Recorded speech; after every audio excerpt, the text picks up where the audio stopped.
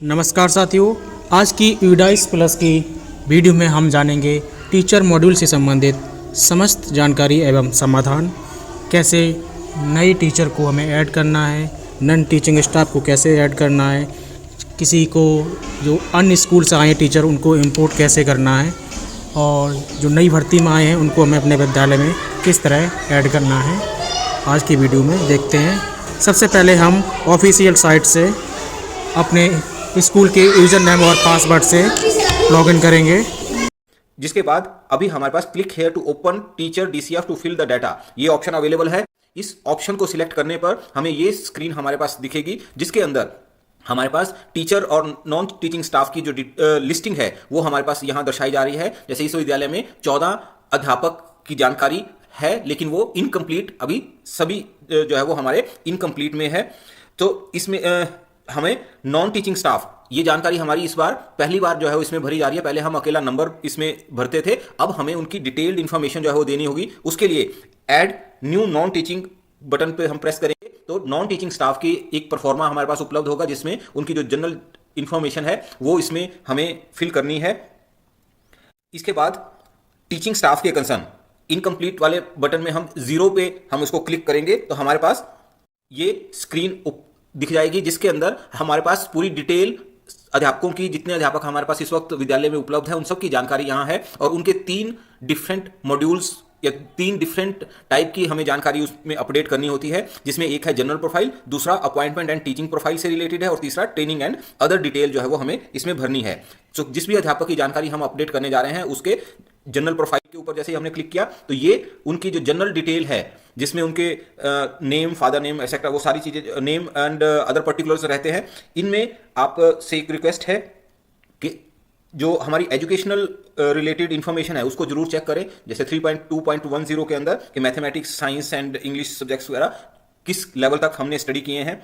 सो इसी तरह से इससे नेक्स्ट अगर हम करेंगे तो ये हमारे पास अपॉइंटमेंट एंड टीचिंग प्रोफाइल की इंफॉर्मेशन है कि किस टाइप का टीचर है, type of teacher, date of joining. तो आप सबसे एक रिक्वेस्ट है कि टाइप ऑफ टीचर इसको भी जो है वो आप अपडेट करें, जो हमारे जिस विषय के लिए जो है वो हम अपॉइंटेड है या टाइप, वो जानकारी जो है वो हमारी इसमें रहनी चाहिए। इसी तरह से अगला जो हमारी इंफॉर्मेशन है, इसके अंदर ट्रेनिंग्स एंड अदर डिटेल में कृपया इसमें बहुत सी इंफॉर्मेशन हम स्किप कर जाते हैं या बहुत सी इंफॉर्मेशन हम जानकारी जो है इसमें नहीं देते, तो जिसके कारण से हमारे जो इंस्टीट्यूशंस के जो एजुकेशनल लेवल है वो बहुत इफेक्ट होते हैं। जिसमें से जैसे training in safety and security audit of school for ensuring child safety whether train, तो हमारे बहुत सी ट्रेनिंगें हमारी होती हैं जिसमें स्कूल सेफ्टी से रिलेटेड है। इसी प्रकार जो है वो साइको सोशल एस्पेक्ट या साइबर सेफ्टी से रिलेटेड जो है वो ट्रेनिंग्स हैं। और क्लासरूम में जो CWSN से रिलेटेड, आइडेंटिफिकेशन के एंड स्पोर्ट्स से रिलेटेड ये इन्फॉर्मेशन जो है वो हम इसमें प्रोवाइड करेंगे। जितने भी हमारी एजुकेशनल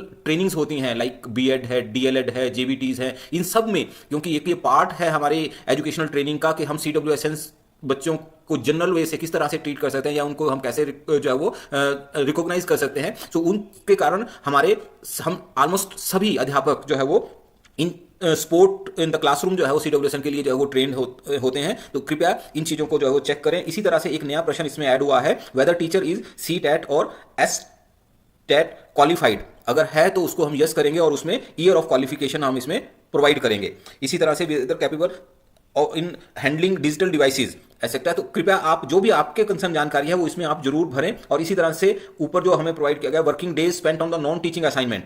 नॉन टीचिंग असाइनमेंट हम उनको बोलते हैं जो हम टीचिंग ना करते हुए जो है वो अगर हमने कोई और कार्यों में हमारी ड्यूटी लगी थी, तो ये जानकारी बहुत से अध्यापक बहुत ज़्यादा भी भरते हैं। कई बार तो जो है वो 200 प्लस भी जो है वो इसमें है। तो टीचिंग के बजाय नॉन टीचिंग में ऐसे कौन से कार्य हैं जिसके अंदर हमारी जो है ड्यूटी लगाई जाती है, ये हमारे नॉन एकेडमिक या कुछ ऐसे कार्य हो सकते हैं जैसे सेंसस ड्यूटी है या इलेक्शन ड्यूटी है, वो हमारी नॉन टीचिंग है। बाकी जो भी हम शिक्षा संबंधी अगर हमारे कोई भी ड्यूटी है, कहीं ट्रेनिंग में है, तो वो चीज़ें हमारी इसमें काउंट नहीं होती हैं। तो कृपया सही जानकारी जो है वो हमारी इसमें अपडेट करें। तो ये शिक्षक संबंधी हमारी ये तीनों जो इन्फॉर्मेशन है वो हम इसमें अपडेट करेंगे। इसी तरह से अगर हमारे अध्यापक कोई एक जगह से दूसरी जगह गए हैं या हमारे स्कूल को छोड़ गए हैं, तो उसके लिए लेफ्ट स्कूल का बटन यहाँ पर अवेलेबल है, जिसको क्लिक करते ही हमारे से एक ये स्क्रीन ओपन होगी जिसके अंदर उस अध्यापक की जानकारी रहेगी और हमें रीजन पूछा जाएगा कि किस कारण से वो अध्यापक हमारे विद्यालय से लेफ्ट है वो अध्यापक यहाँ से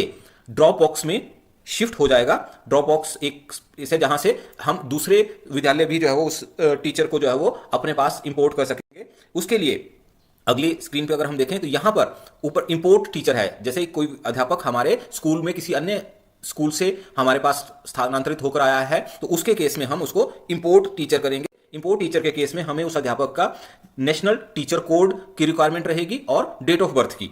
नेशनल टीचर कोड को जानने के लिए अगर हम get national teacher code press करेंगे तो आधार नंबर और डेट ऑफ बर्थ की मदद से हम उस टीचर के टीचर कोड को सर्च कर सकते हैं। वो हमारे पास यहां पर दर्शाया जाएगा।